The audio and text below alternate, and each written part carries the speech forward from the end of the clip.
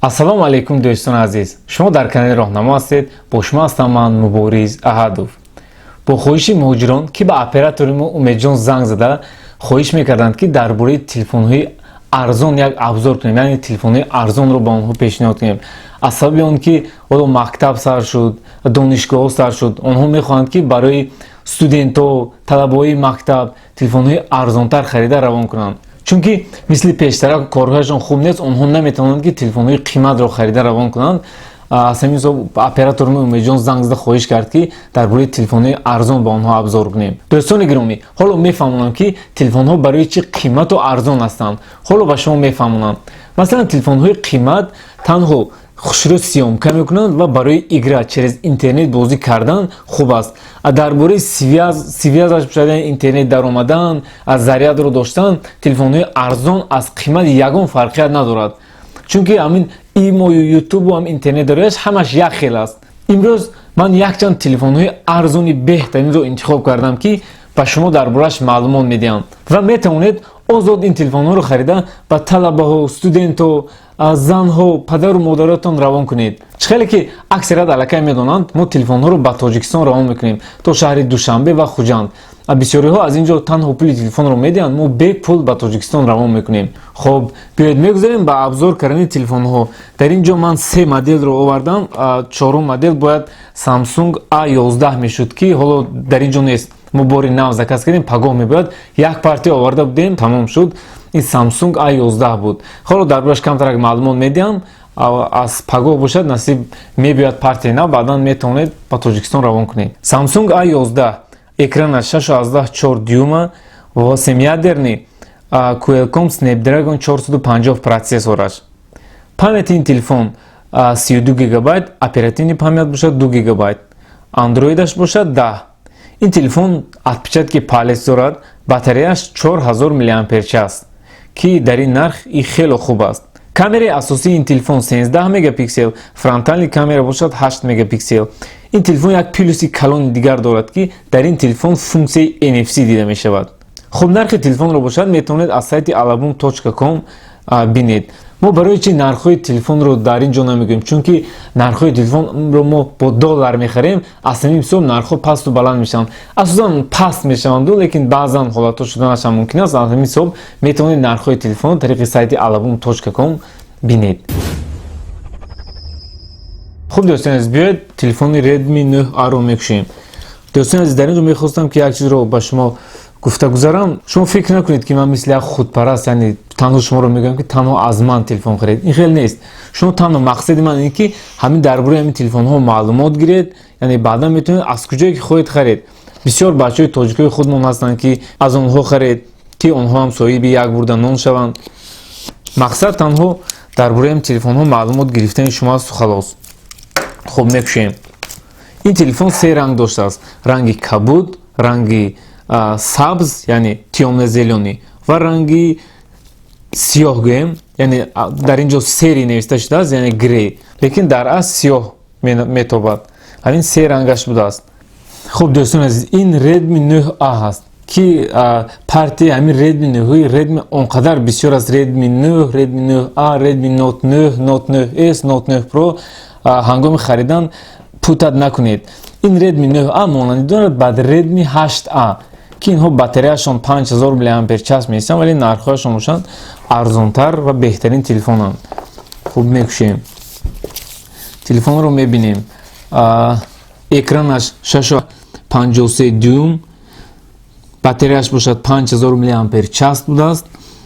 процессораш Mediatek Helio G25, камераш бошад основная камера 17 мегапиксел, дар поёнаш виз пишка доштааст. фронтални камераш бошад 8 мегапиксел. хуб, биёед комплектатсияшро мебинем. дар комплектатсияш Type-C кабел ва як вилка, скрепка барои сим-карта. хуб, мебинем ки дар дохилаш мутаассифона чихол надорад. ин телефон ки арзон ҳаст, аз ҳамин ҳисоб чихол намонданд. дар Redmi 8A низ чихол набуд. дар Redmi 8, масалан ҳозир дар Redmi 9 бошад чихол ҳаст, лекин дар ин намонданд. دوستان عزیز، از بس که در اینجا تلفن ها زیاد است، ما نمیخوایم که وقتی زیادی شما رو گیریم. کشاده این تلفن ها رو نشان دادیم. اینها تلفن های قیمت نیستند که ما کشاده درباره سرعت گیرکش و درباره مثلا کدام ایگروی پدرجات کردنش اما ها نشان دادیم. خلاصه تلفنی ارزان است، دستانی باتریش 5000 میلی آمپر است، کامری خوب دارد، سیویازش خوب است، اینترنتش خوب کار میکنه. برای این نوع در آمدن مثلا یوتیوب، واتساپ بهترین است. خوب میگذاریم به تلفن دیگر، خونور 8A.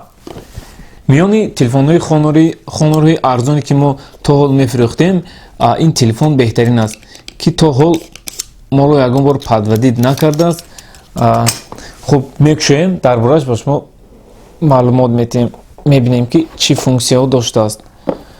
خب بیاید اول کامپلکتاسیش رو ببینیم که در کامپلکتاسیش چی دارد. مثل دیگر تلفن‌های ارزان، зарядник، скрепка، دیگر هیچ چیز نبوده است. خلاصه یک فونکسی بهترین دارد که این هم поддержка NFC دارد، NFC رو поддержка میکند. بزرگ ماشین اکران. خب بیاید سلوت سیم کارتش رو ببینیم.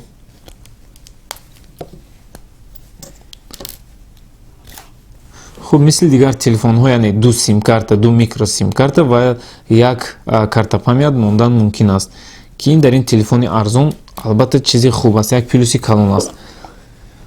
پامیدش باشد 32 گیگابایت، اپراتیوی پامید باشد 2 گیگابایت.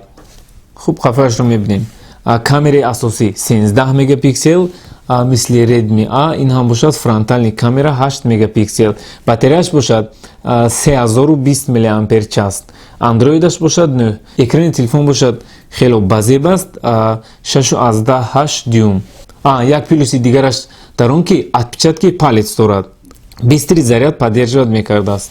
این دوستان عزیز، از این هم باز دیگر چی شود در این تلفن ارزان؟ قریب که همه فونکسیونی که در تلفن های قیمت هست در این هم هست. میگذاریم به تلفن دیگر. خب میگذاریم به تلفن سامسونگ A01. میکشیم میبینیم که چی فونکسیون دارد. این تلفن ارزان است، نو بسته از ارزان بودنش سامسونگ تلفن‌هایش رو خیلی احتیاط میکند. شروع کرده محکم کردگی. خب میکشیم. اکران این تلفن 5.7 دیوم، در قفایش دو کامera دارد. تلفنچه بزرگ است. پامید تلفن 16 گیگابایت.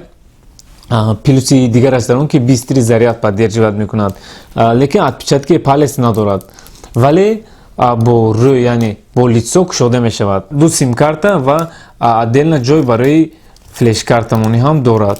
باتری این تلفن 3000 میلی آمپر است و سیمیادرنی پروسسور Snapdragon 439 که در این تلفن ارزان این پروسسور البته که ارزنده است. در کامپلکتاسیش مثل دیگر تلفن های ارزان خیلی зарядник و скрепка برای سیم کارت دارد. خب دوستان عزیز، در آخری ویدیو درباره این تلفن های قیمت یک باش تکرار شود هم گفته میگذارم. Redmi Note 9 Pro این هست 64 گیگابایت است، هست 128 گیگابایت، لیکن اپراتیوی پامدشون هر جاش هم 6 گیگابایت است. بیشتری заряд دارد، باتریش 4500 میلی آمپر است. این تلفن M21 که از این تلفن رو خیلی فروختیم، باتریش به نهایت بقوت است، 6000 میلی آمپر است که تا حال سامسونگ یگان تلفن 6000 میلی آمپر است باتری ندارد. خب تلفن دیگرش شد A31 که این هم تلفن بهترین است، باتریش 5020 میلی آمپر است، پامید باشد 64 گیگابایت. خلاصه تلفنی خوب است. خوب دوستان عزیز، این بود یک چند معلوماتی که اویدی تلفن های ارزان پیشکش شما نمودم. اگر دیگر نمودی تلفن ها خریدنی باشید، با سامانه ما یعنی album.com دارید، نرخ تلفن در اونجا هست، دسترس کنید. با تمام روسیه داریم، حالا با تاجیکستان نیز به راه ماندیم، B+ تا شهر خوجند دوشنبه. کسانی که تلفن خریدند میتونید به این رقم ها زنگ زنید یا اینکه طریق سایت میتونید زکات کنید. تا نگفتن اومد که تا 20 آگوست мо як акция дорем. Касоне ки тариқи сайти мо телефонҳоро мехаранд ба онҳо як повербанк ё ин ки як смартчаси падарка дорад. Сабаби он ки заказҳо хеле зиёд буданд, ҳамеша бурӯзҳо смартчаси тамом шуд. Ҳоло повербанк дода истодем. Хеле мо кӯшиш мекунем ки партияи нави смартчасиро тезтар дастрас кунем. Агар дастрас кардем, бо метавонем ки смартчаси ҳам тем. خلاصه کسانی که در کانال ابونه شدگی نیستن ابونه شوید. اگر ویدیو با شما معقول شده باشه در زیر ویدیو لایک مونید. کسانی اگر خویش و تبار دوستان شما تلفن خریدین باشن همین ویدیو رو با آنها پدیلیت کنید. خداوند همه شما رو نگهبان باشد. خیر.